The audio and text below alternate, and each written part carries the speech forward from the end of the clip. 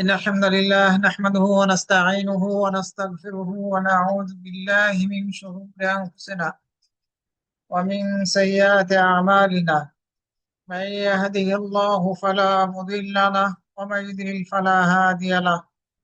وأشهد أن لا إله إلا الله وحده لا شريك له، وأشهد أن محمدا عبده ورسوله. أما بعد، فإن خير الحديث كتاب الله، وخير الهدي هدي محمد صلى الله عليه وسلم، وشر الأمور محدثاتها، وكل محدثة بدعة، وكل بدعة ضلالة، وكل ضلالة في النار. فأعوذ بالله من الشيطان الرجيم. وبشر وبشر الصابرين الذين إذا أصابتهم مصيبة قالوا إنا لله وإنا إليه راجعون. أولئك عليهم صلوات من ربهم ورحمة، وأولئك هم المهتدون. وقال تعالى: إلا الذين صبروا وعملوا الصالحات أولئك لهم مغفرة وأجر كبير. وقال تعالى: واصبروا إن الله مع الصابرين. وجاء في حديث عن النبي صلى الله عليه وسلم أنه قال: ما رزق عبد خيرا له ولا أوسع من الصبر. رواه الحاكم في المستدرك। সমস্ত প্রশংসা সেই মহান রব্বুল আলামিনের জন্য, যার অশেষ মেহেরবানিতে আমরা প্রত্যেক শুক্রবারে পরস্পরের সাথে মিলিত হতে পারছি আল্লাহ রাব্বুল আলামিনের সন্তুষ্টি লাভের উদ্দেশ্যে। দুনিয়াবি কোনো স্বার্থ আমাদের মাঝে নেই। আমরা আখিরাতে যাতে সফলতা অর্জন করতে পারি, এই উদ্দেশ্যে আমরা এই আলোচনাগুলো করছি এবং শুনছি। আমাদের নিয়াতের মাঝে যাতে কোনো প্রকার ত্রুটির অনুপ্রবেশ যাতে না ঘটে, আমাদেরকে সর্বদা আল্লাহর কাছে প্রার্থনা করতে হবে। আমাদেরকে চাইতে হবে আমরা যাতে ইখলাসের সাথে এই দাওয়াতি কার্যক্রম আমরা পরিচালনা করতে পারি। অতঃপর সালাত ও সালাম পাঠ করছি নবী মুহাম্মদ সাল্লাল্লাহু আলাইহি সাল্লাম এবং তার সকল অনুসারীদের প্রতি। আল্লাহুম্মা সাল্লি আলাইহি ওয়া আলাইহিম। সম্মানিত ভাই ও বোনেরা, মুসলিম হিসেবে আমাদের অনেক কিছুই করণীয় আছে, আবার অনেক কিছুই বর্জনীয় আছে।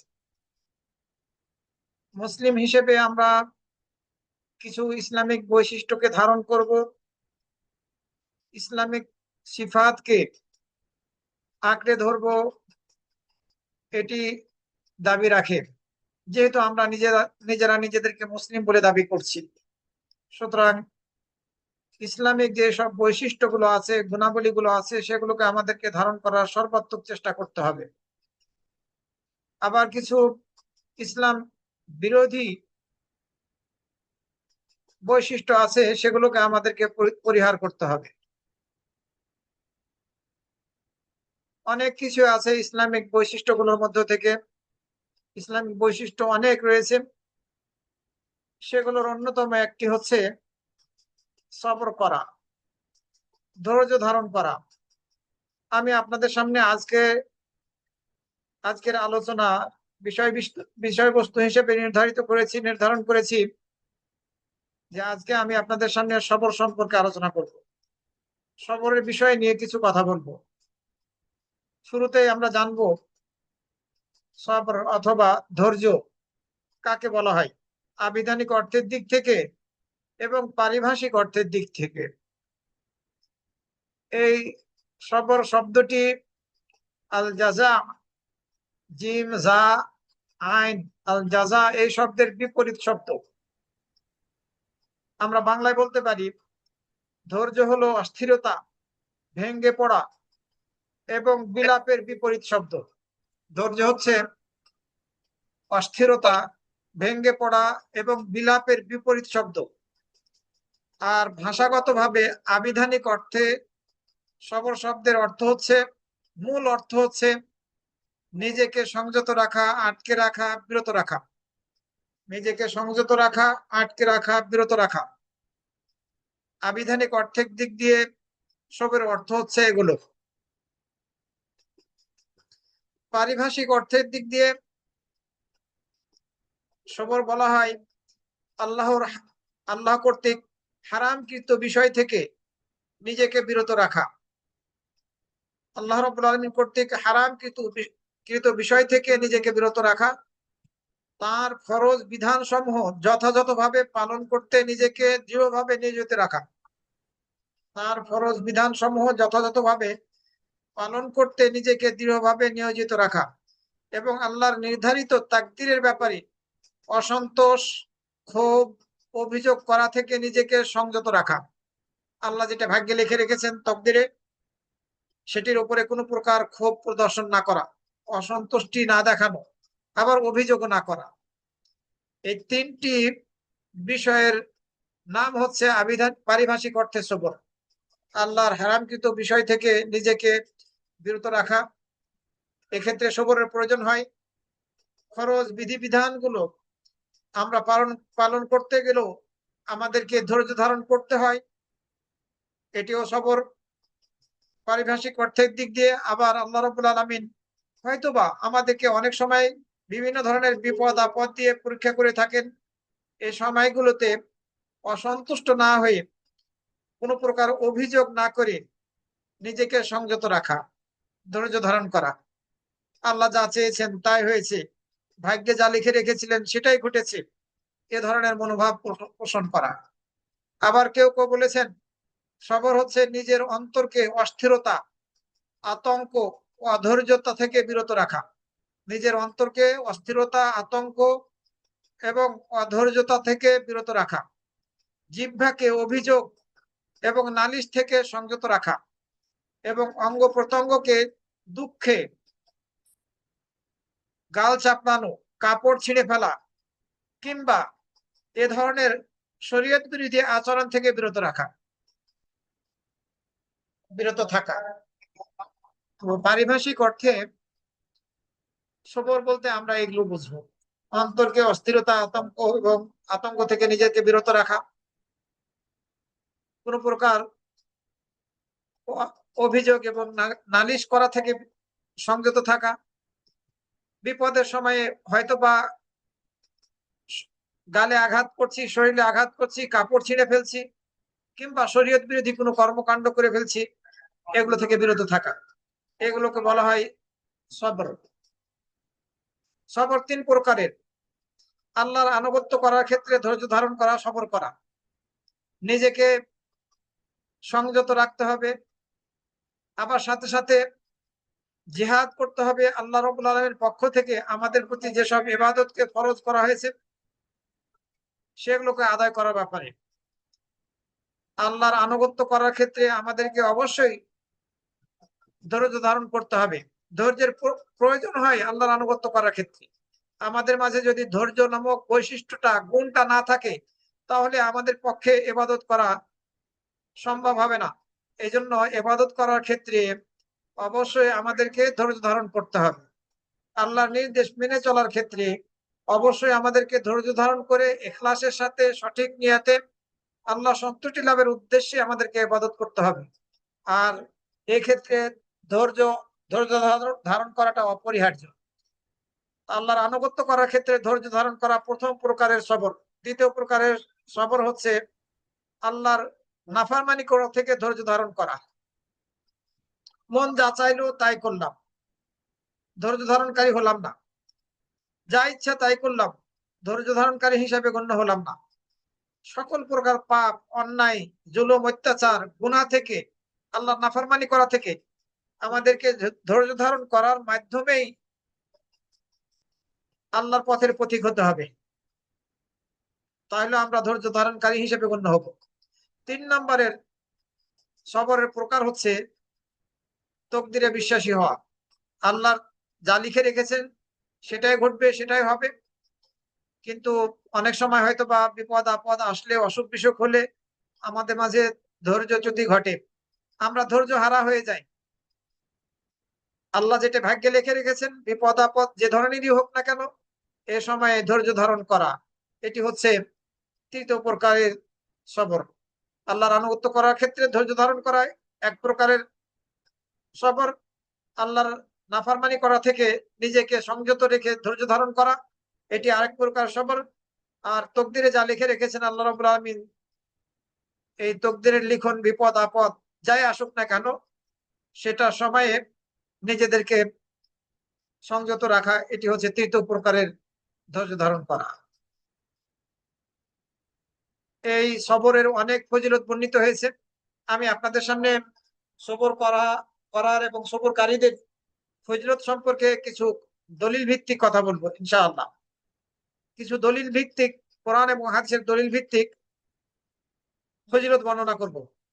প্রথম ফজিলত হচ্ছে, মানুষকে আল্লাহ রাব্বুল আলামিন যে সর্বোত্তম নিয়ামত দান করেন তার অন্যতম একটি হলো সবর করা, ধৈর্য ধারণ করা। আল্লাহ অনেক নিয়ামত আমাদেরকে দিয়েছেন, আমাদেরকে কান দিয়েছেন, চোখ দিয়েছেন, অন্তর দিয়েছেন, হাত দিয়েছেন, পা দিয়েছেন, বিবেক বুদ্ধি দিয়েছেন, সব নিয়ামত, অগণিত নিয়ামত আমরা ভোগ করে থাকি। এই সব নিয়ামত গুলোর মধ্যে অন্যতম একটি নিয়ামত হচ্ছে ধৈর্য ধারণ করার নিয়ামত, যেটির জন্য শক্তির প্রয়োজন হয়, ইচ্ছা শক্তির প্রয়োজন হয়, আল্লাহ ভীতির প্রয়োজন পড়ে। এই ধৈর্য ধারণ করার ক্ষেত্রে আল্লাহকে স্মরণ করার প্রয়োজন পড়ে এই ধৈর্য ধারণ করার ক্ষেত্রে। তো মানুষকে আল্লাহ রাব্বুল আলামিন যে সর্বোত্তম নিয়ামত দান করেন তার অন্যতম একটি নিয়ামত হচ্ছে সবর বা ধৈর্য ধারণ করা। ইমাম হাকিম তার আল মুস্তাদরাক গ্রন্থের মধ্যে আবু হুরায়রা রাদিয়াল্লাহু আনহু থেকে একটি হাদিস বর্ণনা করেছেন, যেটিকে সহিহুল জামে সাগীরের মধ্যে 5626 নম্বরে আর সিলসিলা সহিহার 448 নম্বরে উল্লেখ করা হয়েছে। নবী সাল্লাল্লাহু আলাইহি ওয়াসাল্লাম বলেছেন, মা রুজিকা আবদুন খায়রান লাহু ওয়ালা আওসা মিনাস সবর। ধৈর্যের চেয়ে উত্তম এবং সর্বাধিক উপকারী কোন অনুগ্রহ, রিজিক আল্লাহ তার কোন বান্দাকে দান করেননি। ধৈর্যের চেয়ে উত্তম এবং সর্বাধিক উপকারী কোন অনুগ্রহ অর্থাৎ রিজিক, ধৈর্য ধারণ করাটাও একটি আল্লাহর পক্ষ থেকে রিজিক, আল্লাহ তার কোন বান্দাকে দান করেননি। ধৈর্য ধারণ করাটা সবচেয়ে উপকারী এবং উত্তম আল্লাহর অনুগ্রহ আমাদের প্রতি। হাদিসের মধ্যে কথা বললেন রাসূল সাল্লাল্লাহু আলাইহি ওয়াসাল্লাম। ধৈর্য ধারণকারীদের আরো একটি ফজিলত, আল্লাহ তাআলা ধৈর্যশীলদের জন্য এমন 3টি মহা সৌভাগ্য একত্রিত করেছেন যা অন্যদের জন্য একসঙ্গে প্রদান করেননি।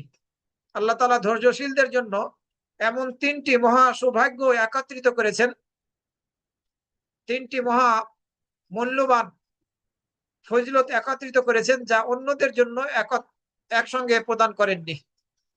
এটি শুধুমাত্র ধৈর্য ধারণকারীদের জন্যই। সূরা আল বাকারার 155 থেকে 197 নম্বর আয়াতের মধ্যে আল্লাহ রাব্বুল আলামিন বলছেন তার নবীকে নির্দেশ দিয়ে, ওয়াবাশশিরিস সাবিরিন, আর তুমি ধৈর্য ধারণকারীদেরকে সুসংবাদ প্রদান করো। আল্লাযীনা ইযা আসাবাতহুম মুসিবাহ, যাদেরকে বিপদ আপদ স্পর্শ করলে, গ্রাস করলে বলে ইন্না লিল্লাহি ওয়া ইন্না ইলাইহি রাজিউন। বিপদে পড়লে তারা বলে এই দোয়া, ইন্না লিল্লাহি ওয়া ইন্না ইলাইহি রাজিউন। উলাইকা আলাইহিম সালাওয়াতুম মির রাব্বিহিম ওয়া রাহমাহ ওয়া উলাইকা হুমুল মুহতাদুন। তাদের প্রতি তাদের রবের পক্ষ থেকে, তাদের জন্য তাদের রবের পক্ষ থেকে প্রশংসা রয়েছে। আল্লাহ রাব্বুল আলামিন তার নিকটে যে সব ফেরেশতারা রয়েছে আসমানে, তাদের সামনে এই ধৈর্য ধারণকারীদের জন্য প্রশংসা করেন, তাদের প্রশংসা করেন আল্লাহ রাব্বুল আলামিন। ওয়া রাহমা, এবং তাদের প্রতি দয়া করেন এবং তাদেরকে সঠিক পথ প্রদান করেন। এরাই সঠিক পথ প্রাপ্ত হয়, হেদায়েত প্রাপ্ত হয়, ধৈর্য ধারণকারীরা। তো রাসূল সাল্লাল্লাহু আলাইহি ওয়াসাল্লামকে আল্লাহ রাব্বুল আলামিন নির্দেশ দিলেন যে তুমি ধৈর্য ধারণকারীদেরকে সুসংবাদ প্রদান করো, যারা বিপদের সময়ে ইন্না লিল্লাহি ওয়া ইন্না ইলাইহি রাজিউন পড়ে বিচলিত না হয়ে তাদের প্রশংসা করেন আল্লাহ রাব্বুল আলামিন, তাদের প্রতি দয়া করেন এবং তারাই সঠিক পথ প্রাপ্ত।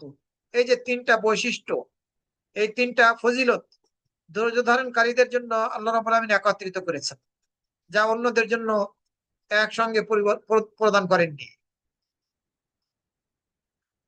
ধৈর্য ধারণকারীদের জন্য আল্লাহ রাব্বুল আলামিন ক্ষমা এবং বড় নেকি প্রস্তুত করে রেখেছেন। আস-সাবিরুনা আ'আদ্দাল্লাহু লাহুম মাগফিরাতাও ওয়া আজরান আযীমা। যারা ধৈর্য ধারণকারী হবে, আল্লাহ রাব্বুল আলামিন তাদের জন্য ক্ষমা এবং বড় নেকি লিপিবদ্ধ করে রেখেছেন। সূরা আল আহজাবের 35 নম্বর আয়াত যদি আমরা পড়ি তাহলে দেখতে পাবো। এই আয়াতের মধ্যে ধৈর্য ধারণকারী নারী এবং পুরুষ এদের জন্য আল্লাহ রাব্বুল আলামিন ক্ষমা এবং বড় নেকি লিপিবদ্ধ করে রেখেছেন। আ'আদ্দাল্লাহু লাহুম মাগফিরাতাও ওয়া আজরান আযীমা। ধৈর্য ধারণকারী নারী এবং পুরুষ, আরো কিছু গুণের কথা এই আয়াতের মধ্যে বলা হয়েছে, কিন্তু আমাদের আলোচনার সাথে সামঞ্জস্যপূর্ণ হচ্ছে এটি যে ধৈর্য ধারণকারী নারী এবং পুরুষ তাদের সকলের জন্য তাদের জন্য আল্লাহ রাব্বুল আলামিন ক্ষমা এবং মহান মহা মহা নেকি অর্থাৎ বড় নেকি লিখে রেখেছেন। সূরা হুদের 11 নম্বর আয়াতের মধ্যে আল্লাহ রাব্বুল আলামিন বলেছেন, ইল্লাল্লাযীনা সাবারু ওয়া আমিলুস সালিহাত উলাইকা মাগফিরাতুন ওয়া আজরুন কাবীর। তবে যারা ধৈর্য ধারণ করে, সৎ আমল করে, তাদের জন্য ক্ষমা রয়েছে এবং বড় নেকি রয়েছে। বিশেষভাবে বলা হচ্ছে যারা ধৈর্য ধারণ করে, সৎ আমল করে, তাদের জন্য বড় নেকি রয়েছে, ক্ষমা রয়েছে, আবার আবার বড় নেকি রয়েছে। এগুলো ধৈর্য ধারণকারীদের জন্য ফজিলত। মানুষ ক্ষতিগ্রস্তদের অন্তর্ভুক্ত, তারা ছাড়া যারা ধৈর্য ধারণকারী এবং যারা ঈমানদার। ঈমান আনার সাথে সাথে যদি আমরা ধৈর্য ধারণকারীদের অন্তর্ভুক্ত হতে পারি, তাহলে আমরা ক্ষতিগ্রস্তদের অন্তর্ভুক্ত না, যেটি সূরা আল আসরের মধ্যে বলা হয়েছে। আল্লাহ রাব্বুল আলামিন সময়ের কসম করে বলেছেন, নিশ্চয় মানুষ ক্ষতিগ্রস্ত ক্ষতিগ্রস্তদের অন্তর্ভুক্ত, তবে তারা ছাড়া যারা ঈমান এনেছে এবং সৎকর্ম করেছে। ঈমান আনে এবং সৎকর্ম করে, ওয়াতাওয়াসাউ বিল হক, পরস্পরকে হকের উপদেশ দেয়, ওয়াতাওয়াসাউ বিস সবর, এবং পরস্পরকে ধৈর্য ধারণ করার উপদেশ দেয়। এই ধৈর্য ধারণ করার এটি একটি বিনিময়। এখানে কয়েকটি বিষয় বলা হয়েছে: ঈমান আনে, সৎকর্ম করে, হকের উপদেশ দেয়, ধৈর্য ধারণ করে। এই চারটি গুণ যদি কোনো মানুষের মধ্যে থাকে, তাহলে সে ক্ষতিগ্রস্তদের অন্তর্ভুক্ত নয়। তো ঈমানদার হতে হবে আমাদেরকে, সাথে সাথে ধৈর্য ধারণকারীদের অন্তর্ভুক্ত আমাদেরকে হওয়ার চেষ্টা করতে হবে ইনশাআল্লাহ। ধৈর্য ধারণ করার আরো একটি ফজিলত হচ্ছে, আল্লাহ রাব্বুল আলামিন ধৈর্য ধারণকারীদের সাথে থাকেন। যারা ধৈর্য ধারণ করে তাদের কথা আল্লাহ শুনেন, তাদেরকে দেখেন এবং তাদেরকে সাহায্য সহযোগিতা করেন, কারণ আল্লাহ ধৈর্য ধারণকারীদের সঙ্গী। সূরা আল আনফালের 46 নম্বর আয়াতের মধ্যে আল্লাহ রাব্বুল আলামিন বলছেন, ওয়াসবিরু ইন্নাল্লাহা মা'আস সাবিরিন। আর তোমরা ধৈর্য ধারণ করো, কেননা আল্লাহ রাব্বুল আলামিন ধৈর্য ধারণকারীদের সঙ্গী। সূরা বাকারার 153 নম্বর আয়াতের মধ্যে আল্লাহ রাব্বুল আলামিন বলছেন ঈমানদারদের উদ্দেশ্য করে, ইয়া আইয়ুহাল্লাযীনা আমানুস্তাঈনু বিস-সাবরি ওয়াস-সালাহ ইন্নাল্লাহা মা'আস সাবিরিন। হে ঈমানদাররা, তোমরা ধৈর্য ধারণ করার এবং সালাতের মাধ্যমে সাহায্য প্রার্থনা করো, কারণ আল্লাহ রাব্বুল আলামিন ধৈর্য ধারণকারীদের সাথে রয়েছেন, সঙ্গী। এছাড়া যারাই ধৈর্য ধারণকারী হবে, পরস্পরের প্রতি দয়াপ্রবণ হবে, দয়াশীল হবে, পরস্পরের প্রতি দয়া করবে, তারা সৌভাগ্যবান। তারা তাদের আমলনামা ডান হাতে পাবে। আসহাবুল মাইমানা হচ্ছে তারা, যেটি সূরা আল বালাদের 17 এবং 18 নম্বর আয়াতের মধ্যে বলা হয়েছে। সুম্মা কানা মিনাল্লাযীনা আমানু ওয়া তাওয়াসাউ বিস-সাবরি ওয়া তাওয়াসাউ বিল মারহামা। অতঃপর সে তাদের অন্তর্ভুক্ত হয়ে যায়, সেই সব লোকদের অন্তর্ভুক্ত হয়ে যায় যারা ঈমান আনে, পরস্পরকে ধৈর্য ধারণ করার উপদেশ দেয় এবং পরস্পরের প্রতি দয়াশীল হওয়ার উপদেশ দেয়। দয়া করার উপদেশ দেয়। উলাইকা আসহাবুল মাইমানা, তারাই সৌভাগ্যবান। এর ভাবার্থ হচ্ছে তারাই সৌভাগ্যবান। তা আমরা যদি সৌভাগ্যবান হতে চাই, তাহলে নিজেদেরকে সৌভাগ্যবানদের অন্তর্ভুক্ত দেখতে চাই, তাহলে পরস্পরকে আমরা ধৈর্য ধারণ করার উপদেশ দেব, পরস্পরের প্রতি দয়া করার আমরা উপদেশ দেব। আল্লাহর ভালোবাসা যদি আমরা পেতে চাই, তাহলে আমাদেরকে ধৈর্য ধারণ করতে হবে। এটি একটি মহা সফলতা। আল্লাহ আমাদেরকে ভালোবাসুক, যদি এটা আমরা চাই, তাহলে আমাদেরকে ধৈর্য ধারণকারীদের অন্তর্ভুক্ত হতে হবে। আল্লাহ রাব্বুল আলামিন সূরা আলে ইমরানের 146 নম্বর আয়াতের মধ্যে বলছেন, আল্লাহু ইউহিব্বুস সাবিরিন, আর আল্লাহ সাবিরিনদেরকে, ধৈর্য ধারণকারীদেরকে ভালোবাসেন।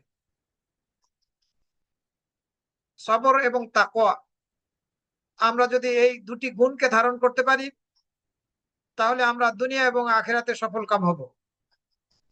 আল্লাহ রাব্বুল আলামিন সফলতা লাভ করাকে শর্তযুক্ত করেছেন, সফলতা লাভ করাকে শর্তযুক্ত করেছেন ধৈর্য এবং তাকওয়ার সাথে। সূরা আলে ইমরানের শেষ আয়াতে 200 নম্বর আয়াতের মধ্যে আল্লাহ রাব্বুল আলামিন মুমিনদের উদ্দেশ্যে বলছেন, ইয়া আইয়ুহাল্লাযীনা আমানুসবিরু ওয়া সাবিরু ওয়া রাবিতু ওয়াত্তাকুল্লাহা লাআল্লাকুম তুফলিহুন। হে মুমিনগণ, তোমরা ধৈর্য ধারণ করো এবং ধৈর্যে অটল থাকো, অবিচল থাকে ধৈর্যের উপরে, এবং পাহারায় নিয়োজিত থাকো, আল্লাহর পথে পাহারায় নিজেদেরকে নিয়োজিত রাখো। ওয়াত্তাকুল্লাহা, আর আল্লাহকে ভয় করো, তাকওয়া অবলম্বন করো, যাতে তোমরা সফল হও। তো সফল হওয়ার জন্য আল্লাহ রাব্বুল আলামিন এখানে কয়েকটি গুণের কথা উল্লেখ করেছেন। ধৈর্য ধারণ করা, ধৈর্যের উপরে অবিচল থাকা, এবং নিজেদেরকে পাহারাদারিতে, আল্লাহর পথে পাহারাদারি অবস্থায় নিয়োজিত রাখা, এবং আল্লাহকে ভয় করা। তাহলে আমরা দুনিয়া এবং আখিরাতে সফলকাম হতে পারবো। আবারও আল্লাহ রাব্বুল আলামিন ধৈর্য ধারণকারীদেরকে, ধৈর্য ধারণকারীদের জন্য ওয়াদা করেছেন যে তিনি তাদের কৃতকর্মের উত্তম প্রতিদান দান করবেন। তারা যেসব আমল করেছিল, ভালো আমল, এইসব আমলের প্রতিদানটা আরো উত্তম রূপে আল্লাহ রাব্বুল আলামিন তাদেরকে দেবেন, ধৈর্য ধারণকারীদেরকে। সূরা আন-নাহলের 96 নম্বর আয়াতের মধ্যে আল্লাহ রাব্বুল আলামিন বলছেন, ওয়ালা নাযিয়ান্নাল্লাযীনা সাবারু আজরাহুম বিআহসানি মা কানু ইয়ামালুন। আর অবশ্যই আমি যারা ধৈর্য ধারণ করবে, তাদেরকে তাদের কৃতকর্মের প্রতিদান দান করব উত্তম রূপে, আরো উত্তম রূপে। আল্লাহ রাব্বুল আলামিন এই অঙ্গীকার করেছেন।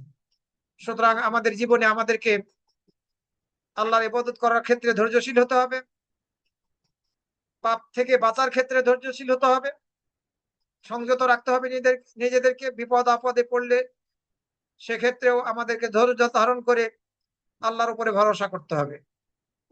যারা ধৈর্য ধারণকারী হবে, তারা তো জান্নাতি হবে ইনশাআল্লাহ। আর ফেরেশতারা তাদেরকে সালাম প্রদান করবে তাদের ধৈর্য ধারণ করার প্রতিদান হিসাবে। ধৈর্য ধারণ করার প্রতিদান হিসাবে ফেরেশতারা ধৈর্য ধারণকারীদেরকে সালাম প্রদান করবে, শান্তি কামনা করবে তাদের জন্য। সূরা আর-রা'দের 22 থেকে 24 নম্বর আয়াতের মধ্যে আল্লাহ রাব্বুল আলামিন বলেছেন, ওয়াল্লাযীনা সাবারু ইবতিগা ওয়াজহি রাব্বিহিম ওয়া আকামুস সালাতা ওয়া আনফাকু মিম্মা রাযাকনাহুম সিররান ওয়া আলানিয়াহ ওয়া ইয়াদরাউনা বিল হাসানাতিস সাইয়্যাহ উলাইকা লাহুম উকবাদ দার জান্নাতু আদনিন ইয়াদখুলুনাহা ওয়া মান সালাহা মিন আবাইহিম ওয়া আজওয়াজিহিম ওয়া যুররিয়াতিহিম ওয়াল মালাইকাতু ইয়াদখুলুনা আলাইহিম মিন কুল্লি বাব সালামুন আলাইকুম বিমা সাবারতুম ফানি'মা উকবাদ দার। যারা তাদের রবের সন্তুষ্টি লাভের উদ্দেশ্যে সবর করে, ধৈর্য ধারণ করে, সালাত কায়েম করে, এবং আমি তাদের যে রিজিক প্রদান করেছি, তাদেরকে যে রিজিক দিয়েছি, তা থেকে গোপনে এবং প্রকাশ্যে ব্যয় করে, এবং ভালো কাজের মাধ্যমে মন্দকে দূর করে, তাদের জন্যই রয়েছে আখিরাতে ভালো পরিণাম। এই কর্মগুলো যারা করতে সক্ষম হয়, তাদের জন্য রয়েছে আখিরাতে ভালো পরিণাম। এরপরে আল্লাহ রাব্বুল আলামিন বললেন, স্থায়ী জান্নাত সমূহ তাদের জন্য রয়েছে, যাতে তারা এবং তাদের পিতৃপুরুষগণ, তাদের স্ত্রীগণ এবং তাদের সন্তানদের মধ্যে যারা সৎ ছিল তারা প্রবেশ করবে। আল্লাহ রাব্বুল আলামিন কথা বলছেন, স্বামী স্ত্রী উভয় জান্নাতে, পিতৃপুরুষগণ, তাদের স্ত্রীগণ, তাদের সন্তানদের মধ্যে যারা সৎ ছিল তারা প্রবেশ করবে এই জান্নাতে। আর ফেরেশতারা প্রতিটি দরজা দিয়ে, জান্নাতের প্রত্যেকটি দরজা দিয়ে তাদের নিকট প্রবেশ করবে, বলবে শান্তি তোমাদের উপরে, সালামুন আলাইকুম বিমা সবারতুম, কারণ তোমরা সবর করেছো, তোমাদের সবরের বিনিময় হিসেবে তোমাদের প্রতি সালাম, শান্তি। ফানিআমা উকবাদ, আর আখিরাতের এ পরিণাম কতই না উত্তম। আল্লাহ রাব্বুল আলামিন কথা বললেন সূরা আর-রা'দের 22 থেকে 24 নম্বর আয়াতের মধ্যে। তো যারা আমরা ধৈর্য ধারণকারী হব এই দুনিয়াতে, ইনশাআল্লাহ আমরা ফেরেশতাদের থেকে এই দোয়া লাভ করব যে তারা আমাদেরকে সালাম দেবে, আমাদের জন্য শান্তি কামনা করবে। আরো একটি ফজিলত হচ্ছে ধৈর্য ধারণ করার। যে ব্যক্তি কষ্ট করে হলেও ধৈর্য ধারণের চেষ্টা করে, আল্লাহ তাকে ধৈর্যের তৌফিক দান করেন। এক সময় ধৈর্য তার স্বভাব এবং চরিত্রে পরিণত হয়, তখন ধৈর্য ধারণ করা তার জন্য আর কষ্টকর থাকে না। এ সম্পর্কে আমরা বুখারী এবং মুসলিম শরীফের মধ্যে বর্ণিত আবু সাঈদ খুদরী রাদিয়াল্লাহু আনহু একটা হাদিস উল্লেখ করতে পারি। রাসূল সাল্লাল্লাহু আলাইহি সাল্লাম বলেছেন, আমার নিকট যে সম্পদ থাকে তা তোমাদের না দিয়ে আমার নিকট জমা রাখি না। রাসূল সাল্লাল্লাহু আলাইহি ওয়াসাল্লামের যে নিকটে যে সব সম্পদ আসতো, তিনি এগুলো বিলিয়ে দিতেন, জমা রাখতেন না। এ কথা বলা হচ্ছে, আমার নিকট যে সম্পদ থাকে তা তোমাদের না দিয়ে আমার নিকট জমা রাখি না। তবে যে চাওয়া হতে বিরত থাকে, যে হাত পাতে না চাওয়া থেকে বিরত থাকে, আল্লাহ তাকে বাঁচিয়ে রাখেন চাওয়া থেকে। আর যে পরমুখাপেক্ষী না হয়, আল্লাহ তাকে অভাব মুক্ত রাখেন। পরমুখাপেক্ষী যে না হয়, আল্লাহ তাকে অভাব মুক্ত রাখেন। যে ব্যক্তি ধৈর্য ধারণ করে, আল্লাহ তাকে সবর দান করেন। হাদিসের শেষে গিয়ে বলা হচ্ছে, ওয়ামান ইয়াতাসাব্বারা ইউসাব্বিরুহুল্লাহ, যে ব্যক্তি ধৈর্য ধারণ করে আল্লাহ তাকে সবর দান করেন। এরপরে বললেন, ওয়ামা উতিয়া আহাদুন আতান খায়রান ওয়া আওসা মিনাস সাবরি, যে ব্যক্তি ধৈর্য ধারণ করে আল্লাহ তাকে সবর দান করেন। সব সবরের চেয়ে উত্তম এবং ব্যাপক কোন নিয়ামত কাউকে দেওয়া হয়নি। ধৈর্য ধারণ করার চেয়ে উত্তম এবং ব্যাপক কোন নিয়ামত কাউকে দেওয়া হয়নি। রাসূল সাল্লাল্লাহু আলাইহি ওয়াসাল্লাম হাদিসের মধ্যে কথা বলতেন। তো ধৈর্য ধারণ করাটা এটি একটি উত্তম নিয়ামত এবং ব্যাপক নিয়ামত। আল্লাহ রাব্বুল আলামিন হয়তোবা সবাইকে ধৈর্য ধারণ করার তৌফিক দেননি, তবে আমাদেরকে চেষ্টা করতে হবে, আল্লাহর নিকটে চাইতে হবে, হে আল্লাহ, বিপদ আপদ যে কোনো পরিস্থিতিতে আমাকে বা আমাদেরকে তুমি ধৈর্য ধারণ করার তৌফিক দান করো। আল্লাহ নির্দেশ দিয়েছেন সূরা বাকারার 45 নম্বর আয়াতের মধ্যে, ওয়াস্তাঈনু বিস-সাবরি ওয়াস-সালাহ, আর তোমরা ধৈর্য ধারণ করার দ্বারা এবং সালাতের দ্বারা সাহায্য প্রার্থনা করো। সুতরাং আমাদেরকে ধৈর্য ধারণ করতে হবে এবং আল্লাহর কাছে এর জন্য তৌফিক কামনা করতে হবে। সম্মানিত ভাই বোনেরা, ধৈর্য ধারণ করার আরো একটি ফজিলত হচ্ছে, এটি হচ্ছে দিয়া, এটি আলো। ধৈর্য ধারণ করাটা হচ্ছে একটি জ্যোতি, এটি আলো।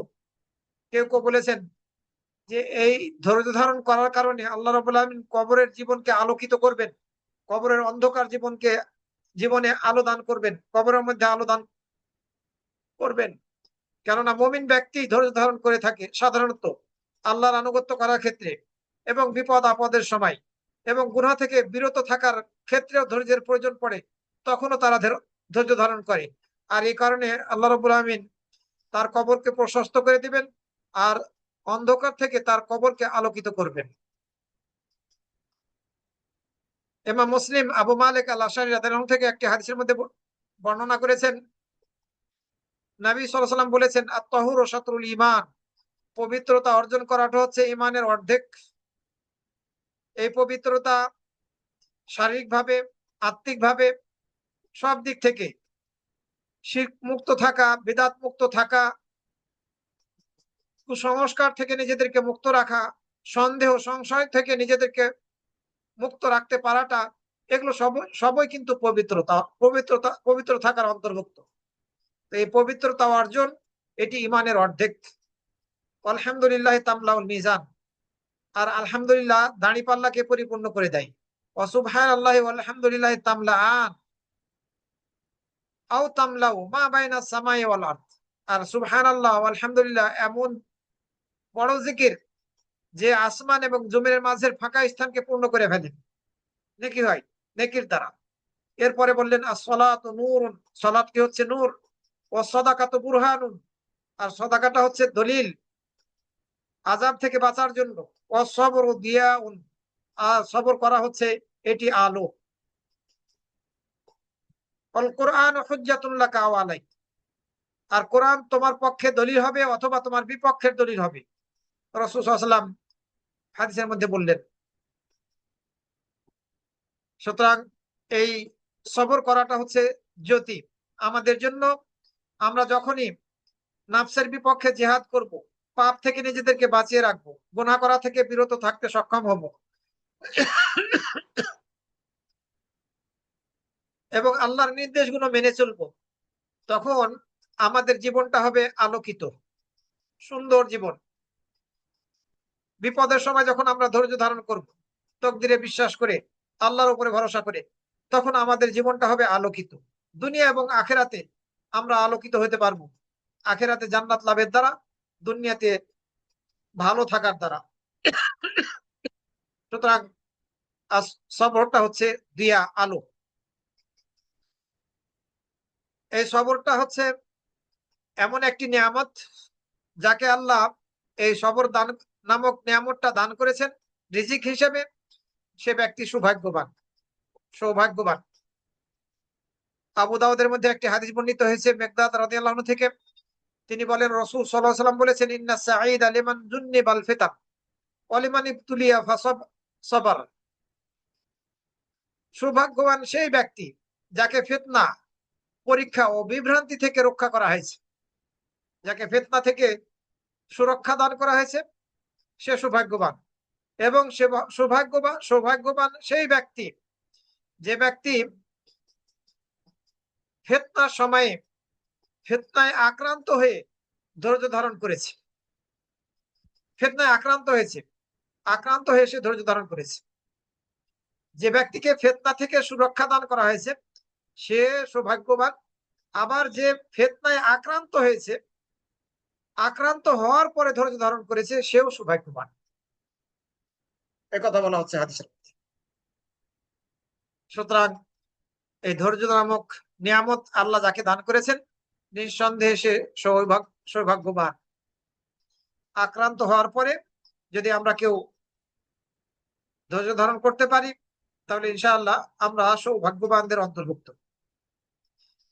আরো একটি ফজিলত হচ্ছে ইমানের সর্বোত্তম দুটি গুণ হলো, ইমানের সর্বোত্তম অনেক গুণ আছে, এই গুণগুলোর মধ্যে থেকে সর্বোত্তম দুটি গুণ হলো ধৈর্য ধারণ করা এবং উদারতা, সহজ সরল ও ক্ষমাশীল আচরণ করা।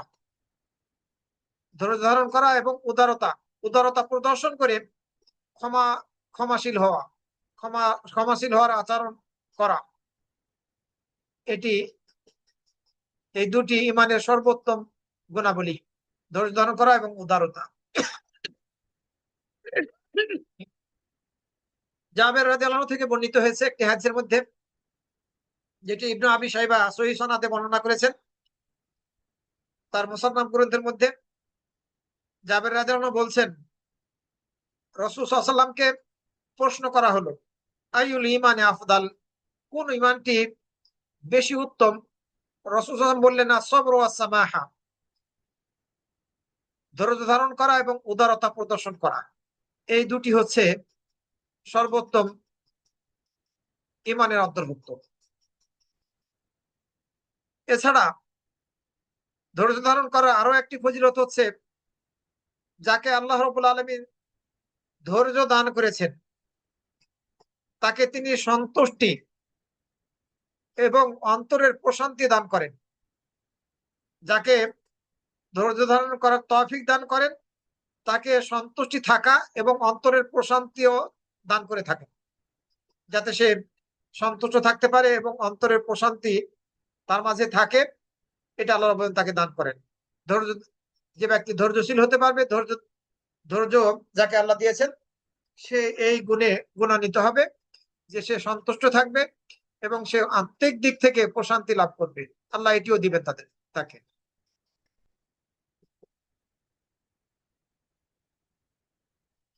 ধৈর্য ধারণ করার আরো একটি ফজিলত হচ্ছে,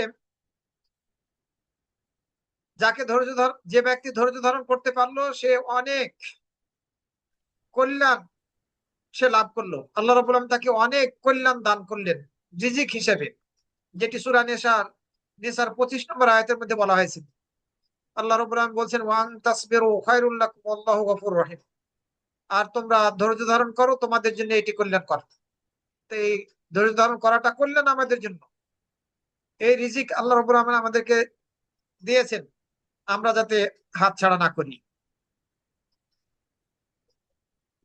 তিরমিজির মধ্যে একটি হাদিস বর্ণিত হয়েছে, উসমান ইবনে হুনায়ফ থেকে, এক ব্যক্তি, অন্ধ ব্যক্তি নবী সাল্লাল্লাহু আলাইহি ওয়াসাল্লামের নিকটে আসলো, এসে বলল, উদু আল্লাহ আফিয়ানি, হে আল্লাহ রাসূল, আপনি আমার জন্য দোয়া করুন, আমাকে যাতে সুস্থ করে দেন।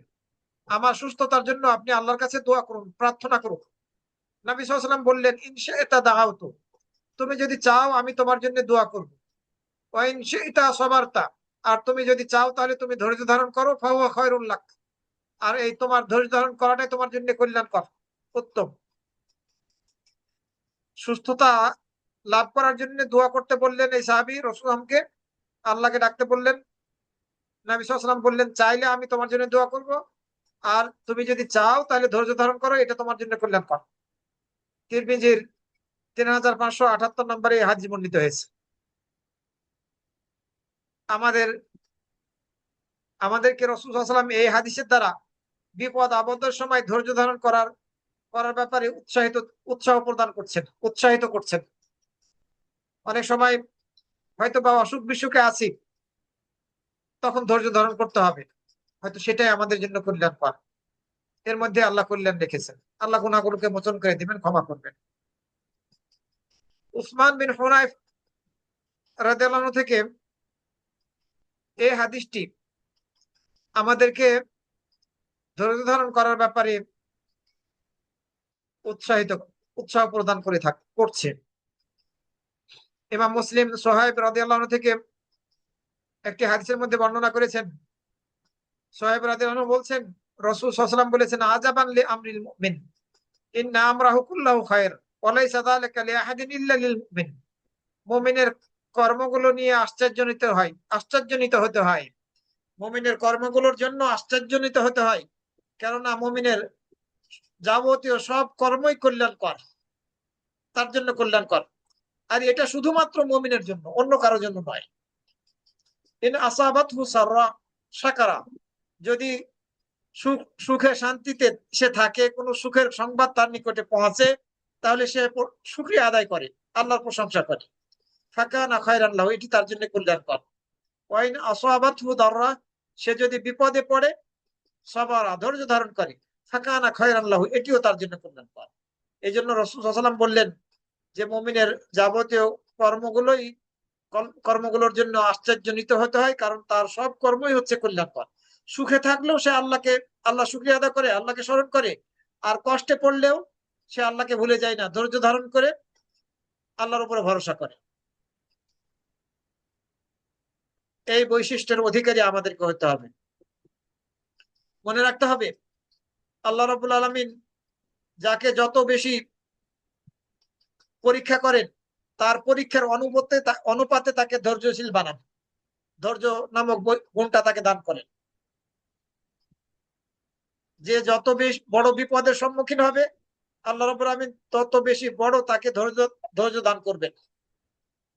এ মর্মে নবী সাল্লাল্লাহু আলাইহি ওয়াসাল্লাম হাদিসের মধ্যে বলেছেন, ইন্নাল মাউনাতা তাআতি মিন আল্লাহি আলা কাদরিল মুউনাহ, ইন্নাল মাউনাতা তাআতি মিন আল্লাহি আলা কাদরিল মাউনাহ ওয়া ইন্নাস সাবরা ইয়াতি মিন আল্লাহি আলা কাদরিল বালা। যত বড় দায়িত্ব ও কষ্টের বোঝা আল্লাহর পক্ষ থেকে ততটাই সাহায্য আসে। আর যত বড় পরীক্ষা ও বিপদ, আল্লাহ ততটাই ধৈর্য দান করেন। যত বড় পরীক্ষা এবং বিপদ আসবে, ততটাই আল্লাহ ধৈর্য দান করে থাকেন। সুতরাং আমাদেরকে সর্ব অবস্থায় ধৈর্যশীল হতে হবে, সবরকে বেছে নিতে হবে। এই ধৈর্য ধারণ করাটা, এটি হচ্ছে মুমিনের জন্য একটি উপকারী অস্ত্র। এটা মনে করতে হবে আমাদেরকে। সবচেয়ে বেশি উপকারী অস্ত্র হচ্ছে ধৈর্য ধারণ করা মুমিনের জন্য। যদি মুমিন ব্যক্তি তার জীবনে সর্ব অবস্থায় আল্লাহর ইবাদত করার ক্ষেত্রে, আল্লাহর নাফরমানি করা থেকে বেঁচে থাকার ক্ষেত্রে, আবার বিপদ আপদের সময় ধৈর্য ধারণ করতে পারে, তাহলে এটি হচ্ছে তার জন্য, তার জীবনে সবচেয়ে বেশি বড় উপকারী অস্ত্র। আমাদেরকে এই অস্ত্রে সর্বদা সজ্জিত থাকতে হবে। যখনই কেউ ধৈর্য ধারণ করবে, তখনই আল্লাহ রাব্বুল পক্ষ থেকে সে সাহায্য প্রাপ্ত হবে। রাসূল সাল্লাল্লাহু আলাইহি ওয়াসাল্লাম হাদিসের মধ্যে বলেছেন, অর্থাৎ আল্লাহর পক্ষ থেকে, আল্লাহর নিকট থেকে সাহায্য প্রাপ্ত হতে চাইলে, আল্লাহ সাহায্য করুক এটা চাইলে, আমাদেরকে ধৈর্য নামক গুণটাকে ধারণ করতে হবে। রাসূল সাল্লাল্লাহু আলাইহি ওয়াসাল্লাম হাদিসের মধ্যে বলছেন, আন-নাসরু মা'আস সাবরি ওয়াল ফারাজু মা'আল কুরাবে মা'আল কারবে ওয়া ইন্না মা'আল উসরি ইসরা ওয়া ইন্না মা'আল উসরি ইসরা। বিজয় ধৈর্যের সাথেই আসে, মুক্তি সংকটের পরেই। বিজয় ধৈর্যের সাথে আসে, মুক্তি আসে সংকটের পরেই। নিশ্চয় কষ্টের সাথে রয়েছে স্বস্তি। হ্যাঁ, নিশ্চয় কষ্টের সাথে রয়েছে স্বস্তি, দুইবার বললেন রাসূলুল্লাহ সাল্লাল্লাহু আলাইহি ওয়াসাল্লাম। তো বিজয় ধৈর্যের সাথে আসে, মুক্তি আসে সংকটের পরেই। সুতরাং আমাদেরকে ধৈর্য ধারণ করতে হবে, তাহলে আমরা আল্লাহ রাব্বুল পক্ষ থেকে সাহায্য প্রাপ্ত হব। আল্লাহ রাব্বুল আমিন সূরা আল আনামের 34 নম্বর আয়াতের মধ্যে বলছেন, ওয়ালাকাদ কুযযিবা রুসুলুম মিন ক্বাবলিক ফাসাবারু আলা মা কুযযিবু উযু হাত্তা আতাহুম নাসরুনা। তোমার পূর্বে রাসূলগণকে মিথ্যুক সাব্যস্ত করা হয়েছিল, মিথ্যুক সাব্যস্ত করা হয়েছিল, তাদের প্রতি বিশ্বাস করা হয়েছিল না। ফাসাবারু, কিন্তু তারা ধৈর্য ধারণ করেছিল, তারা ধৈর্য ধারণ করেছিলেন। আলা মা কুযযিবু উযু, তাদেরকে যে মিথ্যুক আখ্যা দেওয়া হয়েছিল এবং তাদেরকে যে কষ্ট দেওয়া হয়েছিল, এরপরেও তারা ধৈর্য ধারণ করেছিলেন। হাত্তা আতাহুম নাসরুনা, তাদের নিকট আমার সাহায্য আসা পর্যন্ত। তো যখন কষ্ট আসে আমাদের উপরে, তখন আমাদেরকে ধৈর্যশীল হতে হবে। তাহলে এই আয়াত থেকে আমরা শিক্ষা গ্রহণ করতে পারি যে আল্লাহ রাব্বুল আলামিনের পক্ষ থেকে আমাদের নিকটে সাহায্য আসবেই। সূরা আনফালের 66 নম্বর আয়াতের মধ্যে আল্লাহ রাব্বুল আলামিন বলছেন, ফাইয়াকুম মিনকুম মিয়াতুন সাবিরা, যদি তোমাদের মধ্য থেকে 100 জন ধৈর্যশীল মুজাহিদ থাকে, ইয়াগলিবু মিয়াতাইন, তাহলে 200 জনের বিপক্ষে বিজয় লাভ করবে। কিন্তু 100 জন ধৈর্যশীল হতে হবে। ওয়াইয়াকুম মিনকুম আলফুন ইয়াগলিবু আলফাইন, যদি 1000 তোমাদের মধ্য থেকে সৈন্যদল থাকে, অবশ্যই তাদেরকে ধৈর্যশীল হতে হবে। এই গুণে যদি তারা গুণান্বিত হয়, তাহলে তারা 2000-এর বিপক্ষে বিজয় লাভ করবে আল্লাহর সম্মতিতে। আল্লাহু মা'আস সাবিরিন, আর আল্লাহ রাব্বুল আলামিন ধৈর্য ধারণকারীদের সঙ্গী। রাসূল সাল্লাল্লাহু আলাইহি সাল্লাম একটি হাদিসের মধ্যে বলেছেন, ওয়া আলাম আন্নান নাসরা মা'আস সাবর, আর তুমি জেনে রাখো যে সাহায্য হচ্ছে ধৈর্য ধারণ করার সাথে।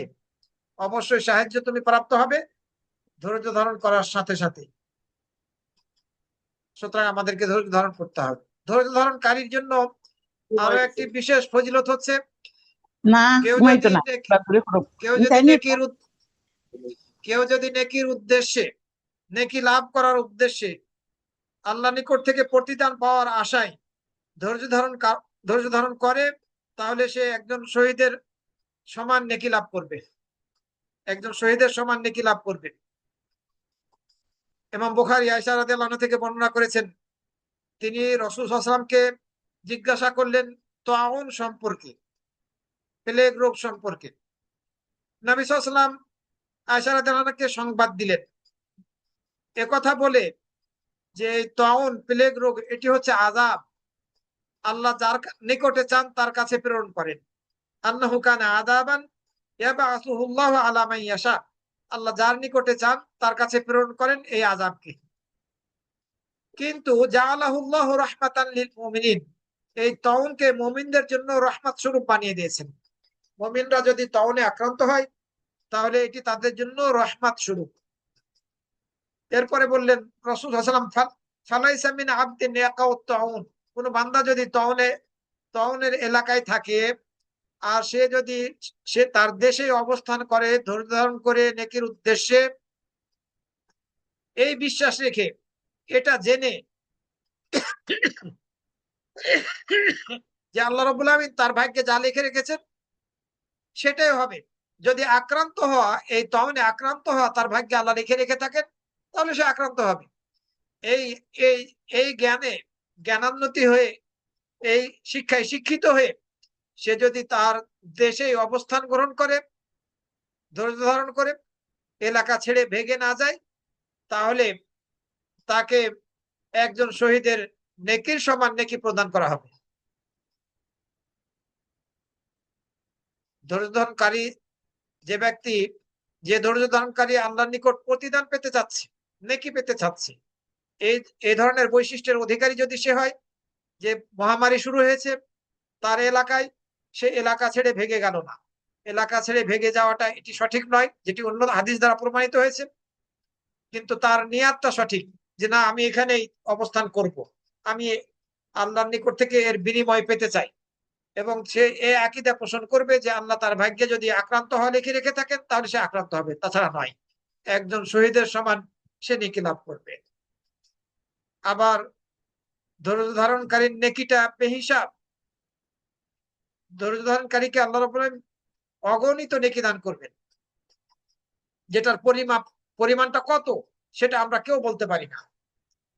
সিয়াম পালনকারীর নেকিটা কি পরিমাণ আল্লাহ তার নিজ হাতে দিয়ে থাকেন, সেখানেও কিন্তু ধৈর্য ধারণ করার বিষয় রয়েছে। ধৈর্য নামক গুণের প্রয়োজন সেখানেও পড়ে। সিয়াম পালনকারী সারাদিন পানাহার থেকে বিরত থাকে, জৈবিক চাহিদা থেকে পূর্ণ করা থেকে বিরত থাকে, যেগুলো সিয়ামের আদব বিরোধী কর্ম, এইসব কর্ম থেকে বিরত থাকে। তো এটা ধৈর্য ধারণ না করলে তার পক্ষে সম্ভব নয়। এ কারণে আল্লাহ রাব্বুল আলামিন তাকে অগণিত বেহিসাব নেকি দান করবেন তার নিজের পক্ষ থেকে। তো আর ধৈর্য ধারণকারীদের জন্য বেহিসাব নেকি রয়েছে সূরা জুমারের 10 নম্বর আয়াতের মধ্যে আল্লাহ রাব্বুল আলামিন বলছেন, ইন্নামা ইউয়াফাস সাবিরুনা আজরাহুম বিগাইরি হিসাব, ধৈর্য ধারণকারীদেরকে পূর্ণরূপে প্রতিদান প্রদান করা হবে বেহিসাব, পূর্ণরূপে তাদেরকে প্রতিদান প্রদান করা হবে, নেকি প্রদান করা হবে। এছাড়া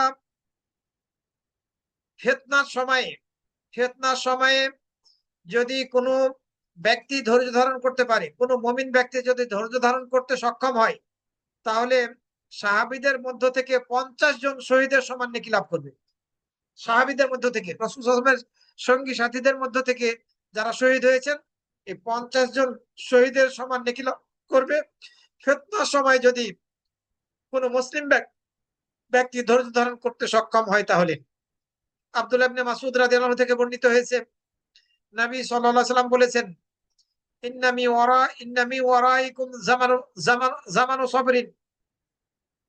জামানা সবরিন, নিশ্চয় তোমাদের পিছনে ধৈর্য ধারণ করার সময় আছে। লিল মুতামাসসিকি ফিহি আজরু 50 শাহিদান, সে সময় যে ধৈর্য ধারণকারী হতে সক্ষম হবে তার জন্য 50 জন শহীদের নেকি।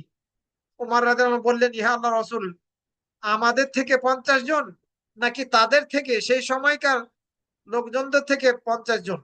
রাসূল বললেন, মিনকুম, তোমাদের মধ্য থেকে 50 জন শহীদের নেকি সে লাভ করবে এই ফিতনার সময়, তখন যদি কেউ ধৈর্য ধারণ করতে পারে। বললেন, বাল আজরু 50 মিনকুম, বরং তোমাদের থেকে 50 জন শহীদের সমান নেকি সে লাভ করবে। তো ধৈর্য ধারণ করার, ফিতনার সময় ধৈর্য ধারণ করার এই প্রতিদান আল্লাহ রাব্বুল আলামিনের পক্ষ থেকে। যে ধৈর্য ধারণ করবে তার প্রতিদান হচ্ছে জান্নাত। তার একমাত্র প্রতিদান হচ্ছে জান্নাত, যেটি বুখারী এবং মুসলিম শরীফের হাদিসের মধ্যে বর্ণিত হয়েছে। আতা ইবনে আবি রবাহ থেকে, বিশিষ্ট তাবী আতা ইবনে আবি রবাহ বলছেন, আমাকে আব্দুল্লাহ ইবনে আব্বাস রাদিয়াল্লাহু আনহু বললেন, আলা উরিকা ইমরাআতান মিন আহলিল জান্নাহ, আমাকে তো আমি কি তোমাকে জান্নাতি এক এক মহিলাকে দেখাবো না? আমি কি তোমাকে জান্নাতি এক মহিলাকে দেখাবো না? তখন আতা ইবনে রাবাহ বললেন, হ্যাঁ, আমাকে দেখান। আব্দুল্লাহ ইবনে আব্বাস রাদিয়াল্লাহু আনহু বললেন, হাদিহিল মারআতুস সাউদা, এই কালো মহিলা। সে নবী সাল্লাল্লাহু আলাইহি ওয়াসাল্লামের নিকটে এসে বলল, ইন্নী উসরা ওয়া আতাকাশশাফু, আমি চিত হয়ে পড়ে যাই, বেহুশ হয়ে পড়ে যাই, আর আমার গুপ্তাঙ্গ প্রকাশিত হয়ে যায়, কাপড় চোপড় ঠিক থাকে না। মির্গির রোগ ছিল, এই মহিলার মির্গির রোগ ছিল, সে চিত হয়ে পড়ে যেত, কাপড় চোপড় ঠিক থাকতো না তার শরীরে। রাসূল সাহেবের নিকটে এসে আবেদন রাখলো, ফাদুল্লাহ আলী, আপনি আমার জন্য আল্লাহর কাছে দোয়া করুন। রাসূল সাল্লাল্লাহু আলাইহি ওয়াসাল্লাম এই মহিলাকে উদ্দেশ্য করে বললেন, ইনশা এতে সবারতে ওয়ালাকেল জান্নাহ, তুমি যদি চাও তাহলে তুমি ধৈর্য ধারণ করো, তোমার জন্য জান্নাত। তুমি চাইলে ধৈর্য ধারণ করো, তোমার জন্য জান্নাত। ওয়াইনশা এতে দাওয়াতুল্লাহ আইয়ুআফিয়াক, আর তুমি যদি চাও তাহলে আমি আল্লাহর কাছে দোয়া করব, আল্লাহ তোমাকে সুস্থ করে দিবেন, তোমার সুস্থতার জন্য আমি আল্লাহর কাছে দোয়া করব, তুমি যদি এটা চাও আমি করব। এ কথা শুনে মহিলা বলল, আসবির, আমি ধৈর্য ধারণ করব। রাসূল বললেন যে তুমি চাইলে ধৈর্য ধারণ করো, তোমার জন্য জান্নাত, আর তুমি চাইলে আমি তোমার জন্য সুস্থতার দোয়া করব, তোমার সুস্থতার জন্য দোয়া করব। তো মহিলা উত্তরে বললো, আমি ধৈর্য ধারণ করব, আমি সুস্থতা চাই না। এ ধরনের ইমানের অধিকারী আমরা নই। কিন্তু এই মহিলা একটি আবেদন রাখলো, ইন্নী আতাকাশশাফু ফাদউল্লাহ আল্লাহ আতাকাশশাফু, হে আল্লাহ রসুল, আমার কাপড় চোপড় ঠিক থাকে না, উলঙ্গ হয়ে যায়, আমি বেইজ্জত হয়ে যাই মানুষের সামনে, আপনি দোয়া করুন আমি যাতে বেইজ্জত না হই, আমার কাপড় চোপড় যাতে ঠিক থাকে। রাসূল দোয়া করলেন। এই মহিলা ওই রোগে আক্রান্ত ছিলেন, পড়ে যেতেন বেহুঁশে, কিন্তু তার কাপড় চোপড় ঠিক থাকতো। তো ধৈর্য ধারণ করার প্রতিদান হচ্ছে জান্নাত, শর্ত হচ্ছে মুমিন হইতে হবে। বুখারী এবং মুসলিম শরীফের মধ্যে আনাস রাদিয়াল্লাহু আনহু থেকে বর্ণিত হয়েছে, তিনি বলেন, রাসূল সাল্লাল্লাহু আলাইহি ওয়াসাল্লাম বলেছেন, হুফফাতিল জান্নাতু বিল মাকারিহ ওয়া হুফফাতিন নারু বিশ শাহাওয়াত, জান্নাতকে পরিবেষ্টন করে রাখা হয়েছে অপছন্দনীয় অনেক কিছুর দ্বারা, আর জাহান্নামকে পরিবেষ্টন করে রাখা হয়েছে কুপুরবৃত্তির দ্বারা। অপছন্দনীয় অনেক কিছুর দ্বারা জান্নাতকে পরিবেষ্টন করে রাখা হয়েছে, এর অর্থ হচ্ছে জান্নাত পেতে হলে আমাদেরকে ধৈর্যশীল হতে হবে, আল্লাহর বিধিবিধান মেনে চলতে হবে, নির্দেশ মেনে চলতে হবে, নিষেধগুলোকে বর্জন করতে হবে, আল্লাহর নাফরমানি করা যাবে না, বিপদ আপদের সম্মুখীন হলে, পরীক্ষার মধ্যে পড়লে সে সময় ধৈর্য ধারণ করতে হবে। কষ্ট করার মাধ্যমে জান্নাত লাভ করা যাবে। আর দুনিয়াকে ভোগ করার মাধ্যমে, মন যা চাইলো তাই করলাম, এটির মাধ্যমে জাহান্নাম পাবে। তো আমাদেরকে ধৈর্যশীল হতে হবে, আমাদেরকে অপছন্দনীয় ইসলাম বিরোধী কর্মকাণ্ড থেকে বিরত থাকতে হবে, তাহলে আমরা জান্নাত লাভ করব। মন যা চাই তা করব না, তাহলে আমরা জাহান্নাম থেকে নিরাপদে থাকবো। আর যদি মন যা চাই তা করি, তাহলে হয়তো বা আমরা জান্নাত লাভ করতে সক্ষম হব না, বিপরীতে জাহান্নামী হতে হবে। আমরা সেটা চাই না।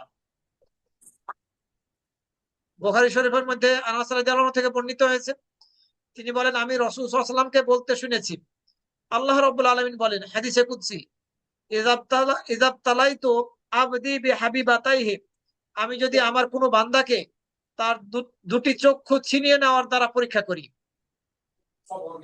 ভাবার্থ হচ্ছে এটি হাদিসের, আমি যদি আমার কোনো বান্দাকে দুটি চক্ষু ছিনিয়ে নেওয়ার দ্বারা পরীক্ষা করি, এরপরে সে যদি ধৈর্য ধারণ করে, তাহলে বিনিময়ে এই দুটি চোখের বিনিময়ে আল্লাহ রাব্বুল আলামিন তাকে জান্নাত প্রদান করবেন। আল্লাহ বলছেন, আমি যদি আমার কোনো বান্দাকে তার দুটি চোখ ছিনিয়ে নেওয়ার দ্বারা পরীক্ষা করি, এরপরে সে যদি ধৈর্য ধারণ করে, ফাসাবারা আওয়াজতুহু মিনহুমাল জান্নাহ, ওই দুটি চোখের বিনিময়ে আমি তাকে জান্নাত প্রদান করব। বুখারী শরীফের মধ্যে আরো বর্ণিত হয়েছে, আবু হুরায়রা রাদিয়াল্লাহু আনহু থেকে, রাসূল সাল্লাল্লাহু আলাইহি ওয়াসাল্লাম বলেছেন, আল্লাহ রাব্বুল আলামিন বলেন হাদিসে কুদসি, মা লি আবদিল মুমিন ইনদি জাযা ইযা কাবাজতু সাফিয়াহু মিন আহলিদ দুনিয়া সুম্মা ইহতাসাবাহু ইল্লাল জান্নাহ। আমি যখন আমার মুমিন বান্দার কোনো প্রিয় বস্তু দুনিয়া থেকে উঠিয়ে নেই, আল্লাহ রাব্বুল আলামিন বলছেন, আমি যখন আমার মুমিন বান্দার কোনো প্রিয় বস্তু, প্রিয় ব্যক্তিকে, ছেলে হোক, মেয়ে হোক, স্ত্রী হোক, স্বামী হোক, অথবা বাবা হোক, মা হোক, দাদা হোক, দাদি হোক, যখন উঠিয়ে নেই প্রিয় বস্তুকে, আর সে ধৈর্য ধারণ করে, আমার কাছে তার জন্য জান্নাত ছাড়া অন্য কিছু প্রতিদান নেই। যদি ধৈর্য ধারণ করে তাহলে তার জন্য জান্নাত। সে এই ধৈর্য ধারণ করার মাধ্যমে আমার কাছ থেকে প্রতিদান পেতে যাচ্ছে। সুতরাং তার প্রিয় বস্তুকে এই দুনিয়াতে হারালেও সে এর বিনিময়ে জান্নাত লাভ করবে, এটি তার প্রতিদান। তিরমিজির মধ্যে একটি হাদিস বর্ণিত হয়েছে, রাসূল সাল্লাল্লাহু আলাইহি ওয়াসাল্লাম বলেছেন, ইযা মাতা ওয়ালাদুল আবদি, যখন কোনো বান্দার সন্তান মারা যায়, তখন আল্লাহ রাব্বুল আলামিন ফেরেশতাদেরকে উদ্দেশ্য করে বলেন, কাবাজতুম ওয়ালাদা আবদি, আমার বান্দার সন্তানকে তোমরা কবজ করলে, তার রূহটাকে তোমরা কবজ করলে। ফায়াকুলুনা নাম, ফেরেশতারা বলে হ্যাঁ। ফায়াকুলু কাবাজতুম সামারাতা ফুয়াদিহি, তোমরা আমার বান্দা তার অন্তরের অন্তরের এই কলিজাটাকে, ফলটাকে তোমরা কবজ করে ফেললে।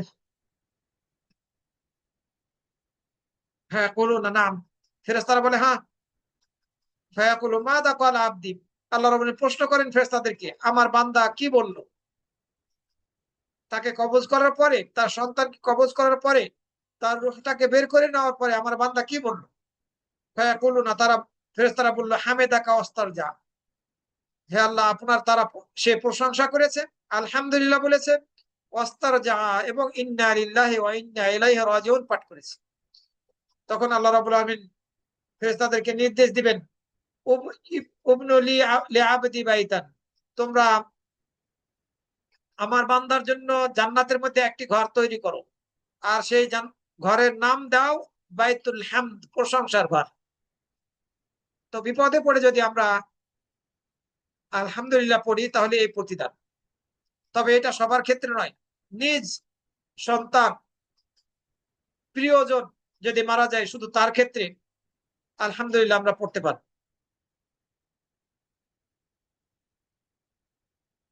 ধৈর্য ধারণ আমাদেরকে করতে হবে প্রথম চান্সেই। যখন বিপদ আসলো তখনই আমাদেরকে ধৈর্য ধারণ করতে হবে। কিন্তু যদি আমরা প্রথম অবস্থায় ধৈর্য ধারণ না করি তাহলে হয়তোবা এই ফজিলত লাভ করতে সক্ষম হব না। আবু উমামা রাদিয়াল্লাহু আনহু থেকে একটি হাদিসের মধ্যে বর্ণিত হয়েছে, নবী সাল্লাল্লাহু আলাইহি ওয়াসাল্লাম বলেছেন, আল্লাহ রাব্বুল আলামিন বলেন, ইবনা আদম, হে আদম সন্তান, ইন সাবারতা ওয়াহতাসাবতা ইনদা সাদমাতিল উলা লাম আরদি লাকা সাওয়াবান দুনাল জান্নাহ। হে আদম সন্তান, তুমি যদি ধৈর্য ধারণ করো এবং প্রথম চান্সে তুমি যদি নেকি প্রত্যাশিত হও, প্রতিদান প্রত্যাশিত হও, তাহলে তোমার জন্য জান্নাত ছাড়া আমি আর কোনো কিছুতেই সন্তুষ্ট হব না, কোনো প্রতিদানে সন্তুষ্ট হব না। তোমাকে আমি জান্নাত দেবই, জান্নাত ছাড়া কোনো প্রতিদানে আমি তোমার জন্য সন্তুষ্ট হব না। প্রথম চান্সে আমাদেরকে ধৈর্য ধারণ করতে হবে, তাহলে আমরা এই ফজিলত লাভ করতে সক্ষম হব। ধৈর্য ধারণ করার যে ফজিলত কিয়ামত দিবসে আল্লাহ রাব্বুল আলামিন বান্দাদেরকে দেবেন, যারা বিপদে পড়েনি তারা আফসোস করবে কিয়ামত দিবসে। নবী সাল্লাল্লাহু আলাইহি ওয়াসাল্লাম বলেছেন, ইয়াওয়াদ্দু আহলুল আফিয়া ইয়াউমাল কিয়ামাহ, যারা দুনিয়াতে সুস্থ ছিল, কোনো বিপদ আপদে পড়েনি, এরা কিয়ামত দিবসে কামনা করবে, যখন পৃথিবীতে থাকা অবস্থায় যারা বিপদে পড়েছিল তাদেরকে যখন নেকি দেওয়া হবে, তখন এই বিপদে না পড়া ব্যক্তিরা কিয়ামত দিবসে কামনা করবে, যদি তাদের চামড়াগুলো কেচি দিয়ে দুনিয়ায় থাকা অবস্থায় কেটে কেটে ফেলা হতো। লাউ আন্না জুলুদাহুম কানাত কুরিদাত ফিদ দুনিয়া বিল মাকারিজ, দুনিয়ায় যদি তাদের চামড়াগুলো কেচি দিয়ে কেটে কেটে ফেলা হতো, চিরে ফেলা হতো, এটা কামনা করবে যারা কোনো বিপদ আপদে পড়েনি দুনিয়াতে। তারা কামনা করবে, কি কেন কামনা করবে? যারা বিপদে পড়েছিল, যেসব মুমিনরা তাদের প্রতিদান দেখে, তাদেরকে যে প্রতিদান আল্লাহ রাব্বুল আলামিন দিবেন, যে নিয়ামত তাদেরকে দান করবেন, এই নিয়ামত দেখে তারা এটা কামনা করবে যে দুনিয়াতে যদি আমাদের এই চামড়াগুলো, শরীরগুলো কেচি দিয়ে চিরে চিরে দেওয়া হতো, কেটে কেটে ফেলা হতো, তাহলে আমরাও এই প্রতিদান লাভ করতাম।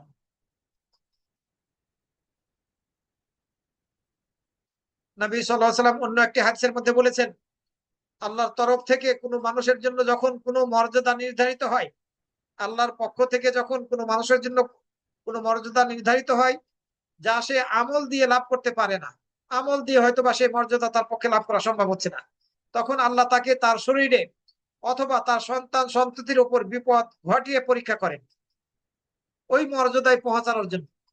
এতে তাকে ধৈর্য ধারণ করারও শক্তি দান করেন। বিপদ আপদ দিয়ে আল্লাহ রাব্বুল আমিন তাকে ধৈর্য ধারণ করারও তৌফিক দান করেন, শক্তি দান করেন, যাতে সেরূপ মর্যাদা সে লাভ করতে পারে যা আল্লাহর তরফ থেকে, আল্লাহর পক্ষ থেকে তার জন্য নির্দিষ্ট করা হয়েছে। সুতরাং ধৈর্য ধারণ করাটা আমাদের জন্য উপকারী। বিপদ আপদে, সেটা শারীরিক অসুস্থতা হোক অথবা অন্য কোনো বিপদ আপদ হোক, সেটা সম্পদের ক্ষেত্রে হোক, সন্তান সন্ততিদের ক্ষেত্রে হোক, আমরা যদি ধৈর্য ধারণ করি, তাহলে হয়তোবা আল্লাহ আমাদেরকে যেই মর্যাদা দিতে চেয়েছেন আখেরাতে, ওই মর্যাদাটা এই পরীক্ষার কারণে, এই বিপদ আপদের কারণে আমরা লাভ করতে সক্ষম হব। ইয়াকিন এবং ধৈর্য ধারণ করা, এই দুটি গুণের দ্বারা দিনের মধ্যে নেতৃত্ব লাভ করা যায়, যেটি সূরা আস-সাজদার 24 নম্বর আয়াতের মধ্যে বলা হয়েছে। যারা ধৈর্য ধারণকারী হবে এবং যারা সত্যিকারের ইমানদার হবে, যাদের মধ্যে দৃঢ় বিশ্বাস ইয়াকিন থাকবে, তাদেরকে আল্লাহ রাব্বুল আমিন নেতৃত্ব দান করবেন। হয়তোবা এই ধরনের বৈশিষ্ট্যের অধিকারী আমরা এখনো হতে পারি নাই, আর এ কারণে আল্লাহ রাব্বুল আমিন আমাদেরকে এখনো সমাজের নেতৃত্ব দানকারী বানাচ্ছেন না, রাষ্ট্র পরিচালনা করার দায়িত্ব দিচ্ছেন না। হয়তোবা যেভাবে আমাদের চলা উচিত, আল্লাহর নির্দেশ মেনে চলে আর নিষেধগুলোকে বর্জন করে, সেভাবে আমরা সেরকম বৈশিষ্ট্যের অধিকারী আমরা হতে পারছি না। সম্মানিত ভাই ও বোনেরা, আমরা ধৈর্য ধারণ করা মর্মে অনেকগুলো ফজিলত আলোচনা করলাম এবং শুনলাম। আমাদেরকে আমাদের জীবনে ধৈর্যশীল হতে হবে, ধৈর্য ধারণ করতে হবে। কিন্তু একটি প্রশ্ন, মুমিন ব্যক্তি কি নেকি লাভ করবে যখন সে বিপদে আক্রান্ত হবে তখনই, নাকি এর সাথে ধৈর্য ধারণ করলে সে নেকি পাবে? বিপদে পড়লো, বিপদে পড়ার দ্বারাই কি সে নেকি লাভ করবে, নাকি নেকি লাভ করার জন্য তাকে ধৈর্যশীল হতে হবে, আল্লাহর নিকট থেকে এর প্রতিদান প্রত্যাশী হতে হবে? কোনটি? এটি একটি প্রশ্ন। এ ব্যাপারে বিদ্বানগণ মতভেদ করেছেন, দুই ধরনের মতামত দিয়েছেন। এক পক্ষ বলেছেন, বিপদ আপদ যখন আসবে কারো উপরে, তখন ধৈর্য ধারণ না করলে নেকি লাভ করবে না। ওই বিপদ আপদের দ্বারাই সে নেকি লাভ করবে, বিষয়টি এমন নয়। এই মতের অনুসারীরা বলছেন, ধৈর্য ধারণ করতে হবে আর এর জন্য নেকি প্রত্যাশী হতে হবে, তাহলে পরে আল্লাহ রাব্বুল আলামিন নেকি দান করবেন, অন্যথায় না। ইন্নামা ইউয়াফাস সাবিরুনা আজরাহুম বিগাইরি হিসাব। কেননা আল্লাহ রাব্বুল বলছেন, ধৈর্য ধারণকারীদেরকে বেহিসাব তিনি নেকি দান করবেন, অগণিত নেকি দান করবেন। এ কথা বলছেন সূরা জুমারের 10 নম্বর আয়াতের মধ্যে, ধৈর্য ধারণকারীদেরকে। তাহলে বিপদ আপদের সময় ধৈর্য ধারণ করলে নেকি লাভ করা যাবে, এর থেকে সেটি বোঝা যায়।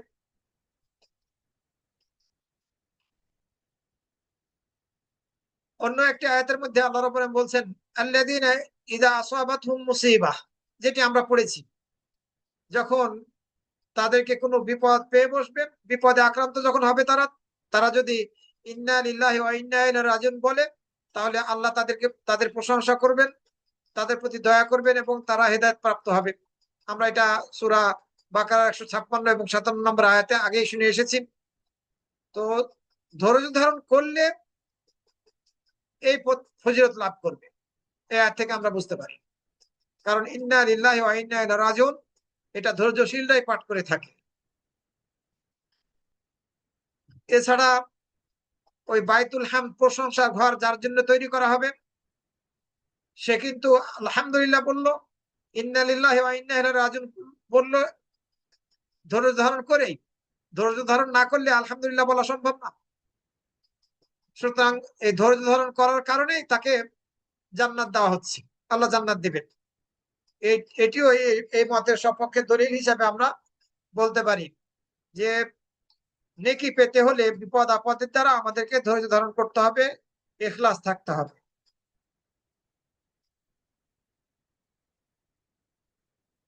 এছাড়া আরো দলিল আছে, তবে দ্বিতীয় মতামত হচ্ছে বিপদ আপদ আসলেই নেকি লাভ করবে, ধৈর্য ধারণ করা শর্ত নয়। এটি হচ্ছে একটি মত, বিপদ আপদ আসলেই নেকি লাভ করবে, ধৈর্য ধারণ করাটা এটি শর্ত নয়। এ মর্মে আমরা যদি সূরা তাওবার 120 নম্বর আয়াত পড়ি তাহলে আমরা বুঝতে পারবো।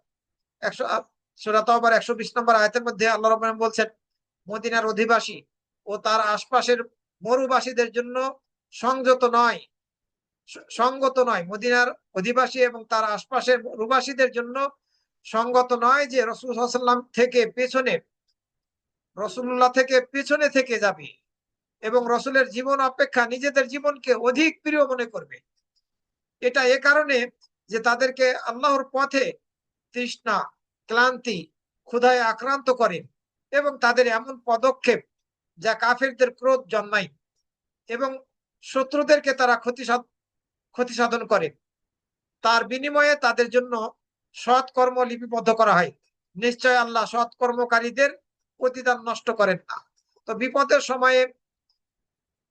বিপদের সময়ে আল্লাহ রাব্বুল আলামিন বিপদগ্রস্ত ব্যক্তিদেরকে বিপদে পড়লেই তাদেরকে নেকি দান করবেন, বিপদে পড়লে নেকি দান করবেন, এ আয়াত থেকে আমরা বুঝতে পারি। এছাড়া বুখারী শরীফের মধ্যে বর্ণিত হয়েছে, রাসূল সাল্লাল্লাহু আলাইহি ওয়াসাল্লাম বলেছেন, মা মিন মুসলিমিন ইয়ামুতু লাহু সালাসাতাম মিনাল ওয়ালাদ, কোন মুসলিম ব্যক্তির যদি 3টি সন্তান মারা যায়, যারা প্রাপ্তবয়স্ক হয়নি, অপ্রাপ্তবয়স্ক 3 সন্তান যদি মারা যায়, তাহলে আল্লাহ রাব্বুল আলামিন তাকে তার রহমত দ্বারা জান্নাতে প্রবেশ করাবেন। এখানে ধৈর্য ধারণ করার কথা বলা হয়নি। এই মতের অনুসারে বলছেন বিপদ আপদ আসলে ধৈর্য ধারণ না করলেও আল্লাহ রাব্বুল আলামিন তাকে নেকি দান করবেন। কিন্তু আমাদেরকে সমন্বয় করতে হবে দুই মতের মাঝে। সমন্বয় কিভাবে করব? বিপদ আপদের দ্বারা গুনাহগুলো আল্লাহ ক্ষমা করে দেন, বিপদ আপদের দ্বারা আল্লাহ রাব্বুল আলামিন গুনাহকে ক্ষমা করে দেন, গুনাহগুলোর জন্য কাফফারা হয়ে যায়। কিন্তু যদি এই বিপদ আপদের দ্বারা আমরা নেকি পেতে চাই তাহলে আমাদেরকে ধৈর্য ধারণ করতে হবে। নেকি পাওয়ার জন্য ধৈর্য ধারণ, তাছাড়া বিপদ আপদের দ্বারা আল্লাহ গুনাহগুলোকে কাফফারা স্বরূপ ক্ষমা করে দিবেন। এ মর্মে হাদিস বর্ণিত হয়েছে, কোন মুসলিম ব্যক্তি যখন কোনো বিপদে পড়ে তখন আল্লাহ রাব্বুল আলামিন এই বিপদের দ্বারা তার গুনাহগুলোকে এই বিপদকে তার গুনাহগুলোর জন্য কাফফারা বানিয়ে দেন। এমনকি কেউ যদি কাঁটাবিদ্ধ হয় তাহলে এই কাঁটাবিদ্ধ হওয়াটা তার গুনাহগুলো ক্ষমার জন্য কারণ হয়ে যায়। ধৈর্য ধারণ করার কথা এই হাদিসের মধ্যে বলা হয়নি। কেউ চিন্তিত যদি হয়, এই চিন্তার দ্বারা তার গুনাহগুলোর জন্য, চিন্তাগুলোই তার গুনাহগুলোর জন্য কাফফারা স্বরূপ হয়ে যায়। কিন্তু যদি নেকি পেতে চায় তাহলে ধৈর্য ধারণ করতে হবে। বিপদের দ্বারা গুনাহ মাফের, বিপদগুলো গুনাহ মাফের কারণ হবে, আল্লাহর পক্ষ থেকে কোনো পরীক্ষায় পড়লে এটি গুনাহ মাফের কারণ হবে, কিন্তু নেকি পাওয়া যাবে না। নেকি পেতে হলে আমাদেরকে ধৈর্য ধারণ করতেই হবে, যেটা আমরা পূর্বের দলিলগুলো থেকে পড়ে এসেছি। আল্লাহ রাব্বুল আলামিন আমাদের সবাইকে সর্ব অবস্থায় ধৈর্যশীল হওয়ার তৌফিক দান করুন, যাতে করে আমরা এই বিপদ আপদের দ্বারা আমাদের গুনাহগুলোকে ক্ষমা করেও নিতে পারি, আবার আমরা প্রতিদানও লাভ করি আখিরাতে এই ধৈর্য ধারণ করার দ্বারা। আকুলু কওলি হাযা ওয়া আস্তাগফিরুল্লাহ লি ওয়া লাকুম ওয়া লিসাইরিল মুসলিমিন।